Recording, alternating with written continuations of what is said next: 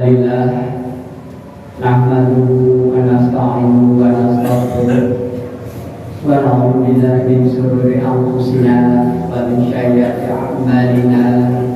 May yahdihillahu fa huwa muhtadi wa may yudlil fala hadiya lahu waliyyan mursyida. Asyhadu an la ilaha illallah wahdahu la syarika lah wa asyhadu anna Muhammadan abduhu wa rasuluhu alladzi la nabiyya ba'dah.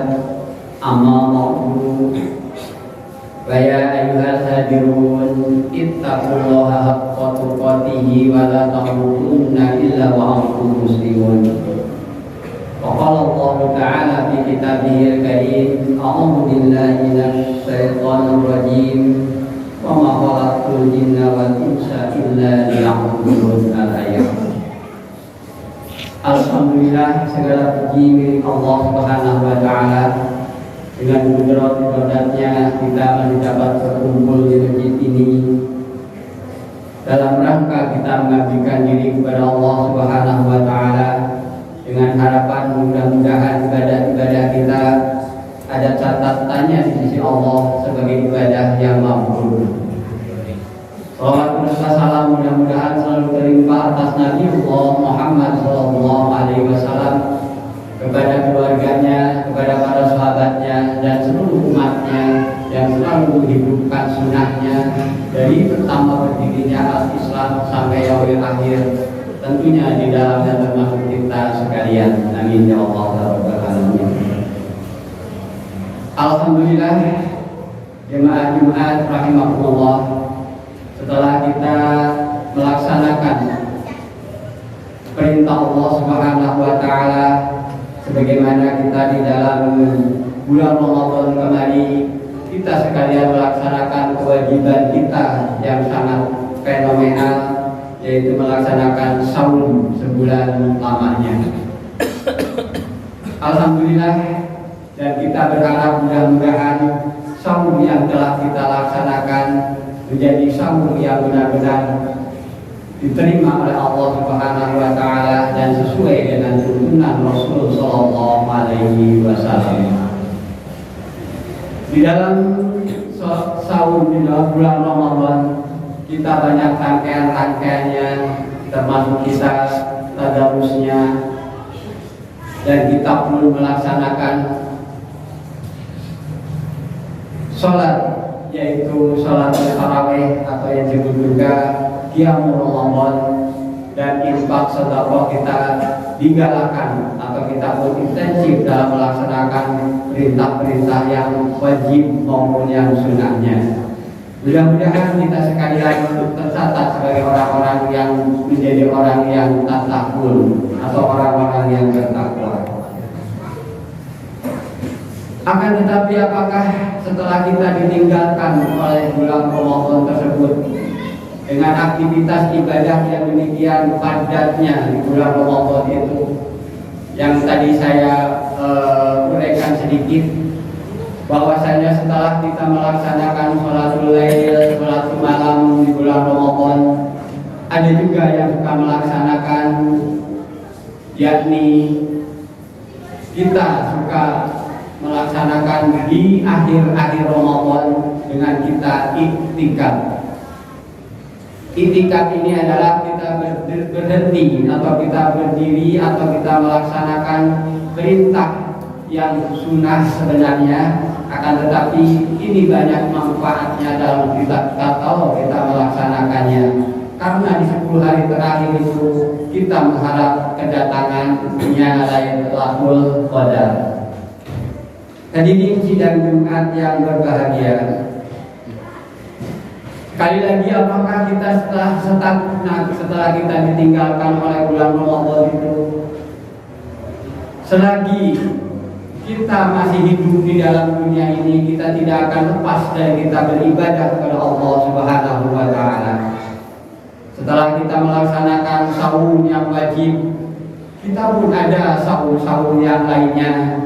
Seperti setelah kita melaksanakan saum di bulan Ramadan, kita dianjurkan oleh Rasul sallallahu alaihi wasallam untuk melaksanakan saum sunat di bulan Syawal ini yakni selama 6 hari. Sebagaimana sabda Rasul Shallallahu Alaihi Wasallam yang diriwayatkan oleh jamaah ahli hadis kecuali Bukhari dan Nasa'i dari Abu Ayyub Al-Asy'ari bahwasanya Nabi Shallallahu Alaihi Wasallam bersabda, "Man shoma Ramadhana summa atba'ahu sitan min Syawalin fakanata shaumul dahr." Yang artinya, setelah kita melaksanakan saum di bulan Ramadan dan dilanjutkan dengan 6 hari di bulan Syawal, seolah-olah kita ini melaksanakan saum selama 1 tahun penuh. Kalau kita ambil nilainya, ibadah-ibadah kita 1 berbanding 10. Alhamdulillah kemarin kita melaksanakan saum di bulan Ramadan itu genap 30 hari. Kalau dikalikan 10 kebaikan yang Allah janjikan kepada kita adalah 300 kebaikan di bulan Ramadan kemarin. Dan kalau kita ditambah dengan 6 hari di bulan Syawal ini, maka jadi ditambah 60 lagi berarti 360, sama dengan 1 tahun penuh kita melaksanakan saum tersebut.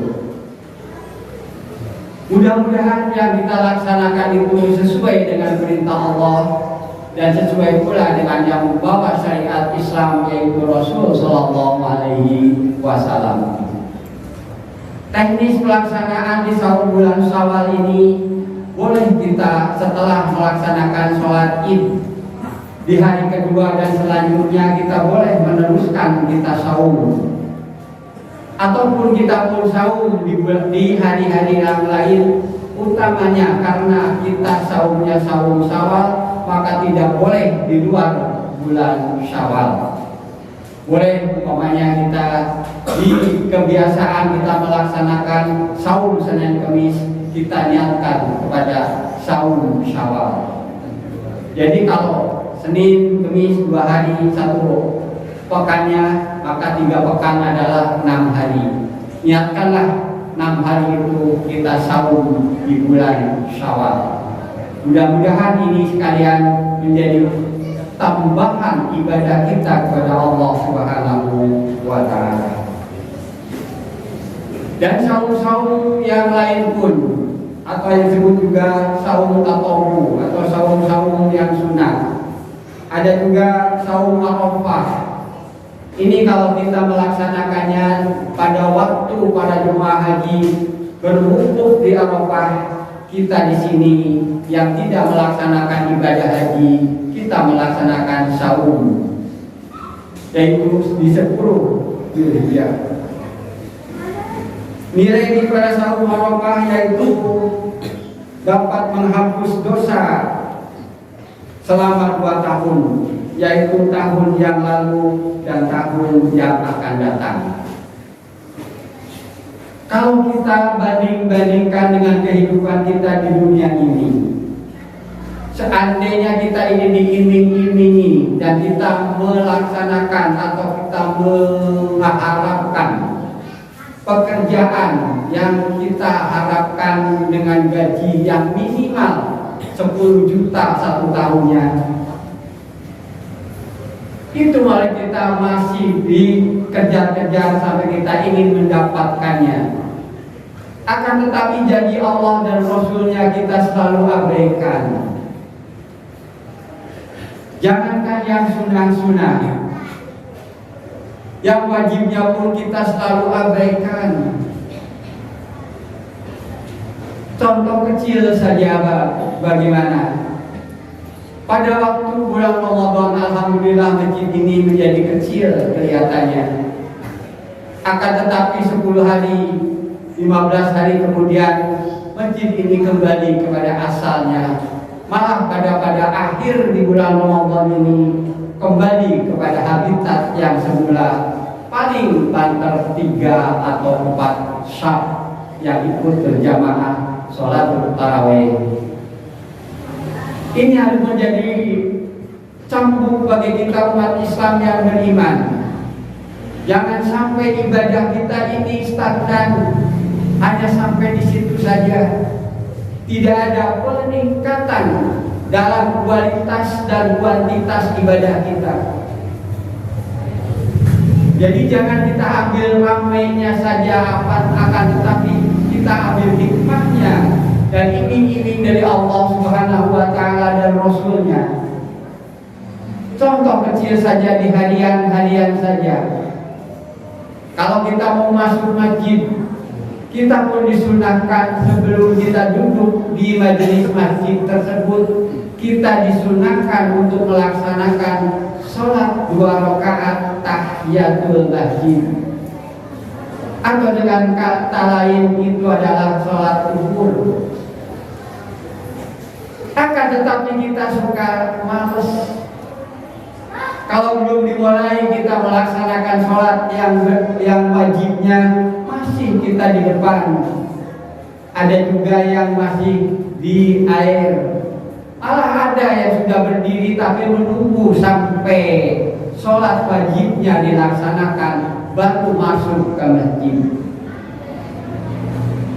Padahal Rasulullah SAW memberitahukan bahwasanya kalau kita umat Islam yang beriman ini melaksanakan sholat rawatib 10 atau 12 rakaat per hari, maka kita akan dijanjikan oleh Allah Subhanahu wa Ta'ala akan diberikan rumah di surga kelak.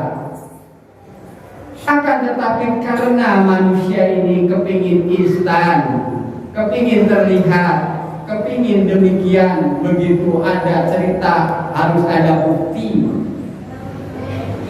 maka kebanyakan di antara kita abaikan sholat-sholat rawatib itu. Beda dengan di waktu-waktu Rasul Shallallahu Alaihi Wasallam, para sahabat ini berlomba-lomba untuk melaksanakan sunnah-sunnah Rasul Shallallahu Alaihi Wasallam. Demikian pula kalau kita tafakuri bahwasanya Rasul Shallallahu Alaihi Wasallam menjanjikan bahwasanya 2 rakaat sebelum sholat subuh nilainya sama dengan dunia dan isinya. Sedangkan kita ini di dunia ini mengharapkan kesenangan di dunia, akan tetapi kita abaikan yang demikian hebatnya di sisi Allah Subhanahu wa Ta'ala. Hadirin sidang Jumat yang berbahagia, sekali lagi ini harus menjadi pemicu bagi kita sekalian. Jangan sampai kita ini melalaikan amal-amal sunat yang telah dicontohkan oleh Rasul Sallallahu Alaihi Wasallam. Bukankah kita sudah berikrar bahwasanya La ilaha illallah Muhammad Rasulullah? Kita yakin bahwa kita ini tidak ada sembahan yang wajib disembah kecuali Allah.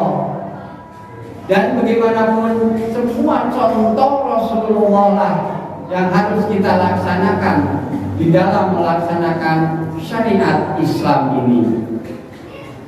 Hadirin sidang Jumat yang berbahagia, banyak sekali sunnah-sunnah yang telah digariskan oleh Rasul Sallallahu Alaihi Wasallam, yaitu selain sunnah yang tahunan, ada juga yang harian.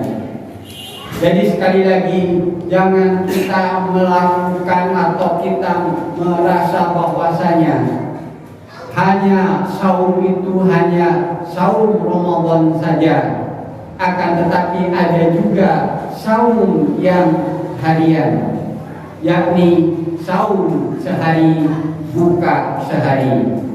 Dengan istilah yang lain adalah saum Daud. Dan insya Allah